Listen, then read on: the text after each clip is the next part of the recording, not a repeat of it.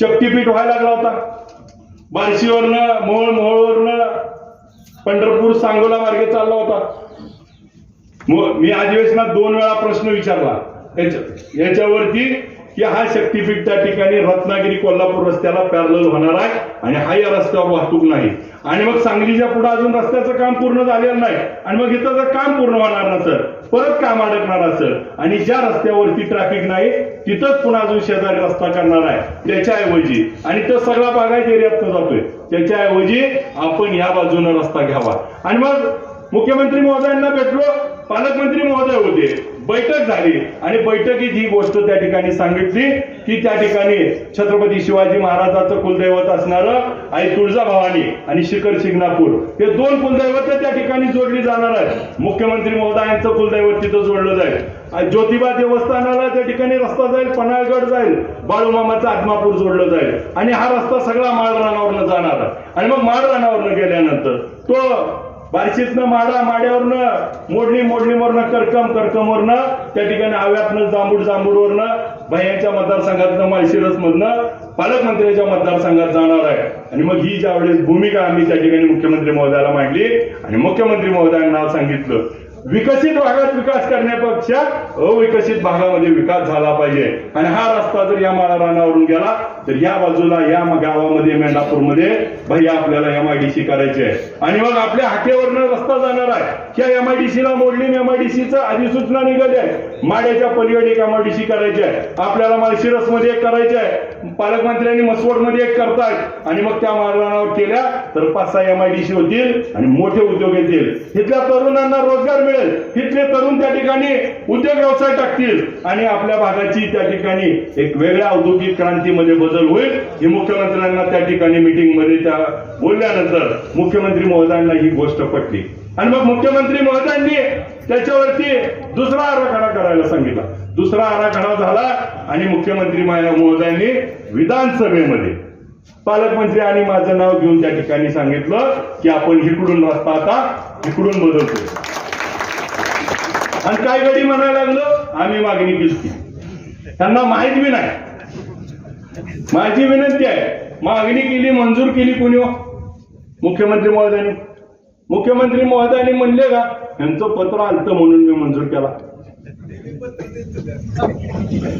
माझी विनंती आहे की हा मुख्यमंत्री महोदयांनी 300 किलोमीटर रस्त्याची त्या ठिकाणी लाईन बदलली.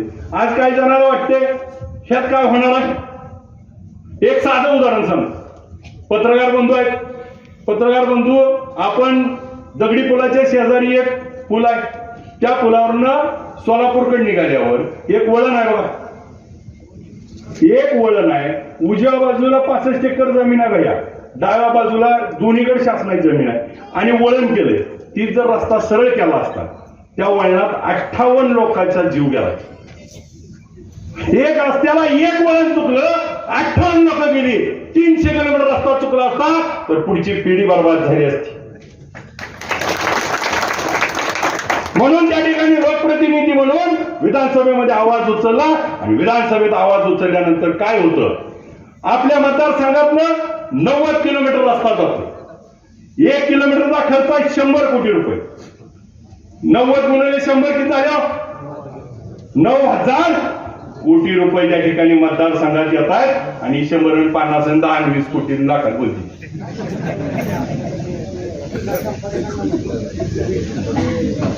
9,000 कोटी रुपये पुढच्या 5 वर्षात या भागात येतील आणि या भागाचा कायापालट होणार आहे. आणि मग विरोधी पक्षात होतो, काम करत असताना माझी गोष्ट ऐकली जात होती.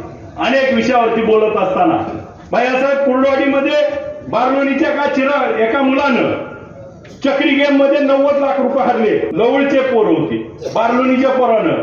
आणि मग त्या ठिकाणी प्रश्न मांडला विधानसभेमध्ये, प्रश्न मांडला चक्री गेम बंद झाली पाहिजे, हा ऑनलाईन गेम मुळे त्या ठिकाणी शेतकऱ्याची कुटुंब उद्ध्वस्त होत आहे. एक धाराशिव जिल्ह्यातलं बावी म्हणून गाव आहे, त्या बावी गावच्या पोरानं 1 कोटी 5 लाख रुपये त्या चक्री गेम मध्ये हरला. आणि हरल्यानंतर काय केलं, आता सावकार दारात बसायला लागलाय, अख्खं घर संपवलं चक्री गेमच्या नादात. आणि ही व्यथा त्या ठिकाणी विधानसभेत मांडली. स्वतः मुख्यमंत्र्यांनी उठवून उत्तर दिलं की त्या ठिकाणी आम्ही त्याच्यावर बंदी आणू आणि ती केंद्र सरकारचा अधिकार आहे. आणि मग त्या बंदीच्या बाबतीमध्ये मुख्यमंत्र्याला मी दुसरा विषय म्हणला की या देशातले क्रिकेटर असतील, हिरो हिरोईन असतील, ही लोक ह्याची जाहिरात करतात म्हणून ही लोक बोलतात, तर ती जाहिरात बंद झाली पाहिजे. मुख्यमंत्र्यांनी विधानसभेतच उठून सांगितलं की जाहिरात तात्काळ बंद केली जाईल आणि लोकसभेमध्ये हा कायदा पारित केला जाईल. विधानसभेत विचारलेला प्रश्न लोकसभेत कायदा पारित होऊन ह्या चक्री गेम आणि असल्या भूलथापायाच्या गेम बंद झाल्या. आणि मग एका लोकप्रतिनिधीने मांडल्यानंतर कितीपर्यंत परिणाम जातो आणि मग कितीतरी गोरगरिबाची घरं उद्ध्वस्त होणारी राहतात. म्हणून तुमचा आमदार बोलला पाहिजे, विधानसभेमध्ये आवाज उठवला पाहिजे. म्हणून मला त्या ठिकाणी काम करायची संधी मिळाली. आतापर्यंत म्हणायची ह्याला निधीच नाही, आता कसा देणार आहे? आता तिजोरीच्या चाव्याच अजिता दगडायच्या. आता कसं? आणि मग दोन राष्ट्रवादी काँग्रेस एक होण्यापेक्षा दोन परिवार पवार कुटुंब एकत्र व्हावं ही माझ्यासारख्या सामान्य कार्यकर्त्याला वाटणारी भावना मी अनेक वेळा त्या ठिकाणी बोलून दाखवली. आणि याला आता त्या ठिकाणी दोन्ही पवार कुटुंब एकत्र आले, त्यामुळे दोन्ही राष्ट्रवादी एकत्र आल्या. आणि मग संधी होती भैयासाहेब की मागचं झालं गेलं विसरून जावा. दोन राष्ट्रवादी एक झाल्या. त्या कल्याणराव काळे साहेबांनी मोठ्या मनानं म्हणलं असतं की आता अभिजित आपण मिळून करू. आम्ही म्हणलं असतं चेअरमन साहेब तुम्हीच आमचं नेतो. पण मला वाटायला लागलं आयला माझं नशीब किती मोठं आहे, ही जिकडं जाईल तिकडं पडतंय, माझ्याकडनं गेलो बरं झालं. आता जिथं गेले त्याचं काय खरं नाही रे बाबांनो. पालकमंत्री महोदय जपून राहावा राव, काय नाही तर ती लय अपशकुनी आहे. माझी विनंती आहे निवडणूक विकास कामावर बोलू. विधानसभेमध्ये मांडलेले प्रश्न असतील, उद्या जिल्हा परिषद पंचायत समितीमध्ये आपण विकास कामं काय करणार आहे ह्याच्यावर बोलू. उद्याचा विकासाचा आराखडा बनवू. पंचायत समितीचं कामकाज कसं चालेल याच्यावरती बोलू. पंचायत राजमध्ये आपल्याला ज्या पद्धतीने काम करायचं त्याच्यावर बोलू. माझ्या महिला भगिनींना जे 50% आरक्षण शरदचंद्र पवार साहेबांनी दिलंय त्या आरक्षणावरती बोलू. ह्या माझ्या भगिनींना त्या ठिकाणी स्वयंपूर्ण करू. उद्याचा विकासाचा गाडा त्यांच्या हातात देऊ. आणि मग मगाशी बघा अमोलदादाची आमची कन्या श्रद्धा 22 वर्षाची उच्च शिक्षित मुलगी, त्या ठिकाणी तिच्यासारख्या तरुणीला आम्ही संधी देण्याचं काम केलंय. आणि मग दुसऱ्या बाजूला ह्या अमोलदादा घरातला ग्रामपंचायत सदस्य नाही, परंतु त्या आमच्या भगिनीला माझ्या लेकीला त्या ठिकाणी संधी देण्याचं काम आम्ही केलंय. आणि मग आम्हाला जे जे नवीन काम करणार ज्याच्यात स्पार्क आहे, जे त्या ठिकाणी पुढे येऊन या लोकांची सेवा करतील अशांना काम करण्याची आम्ही संधी या ठिकाणी देतोय.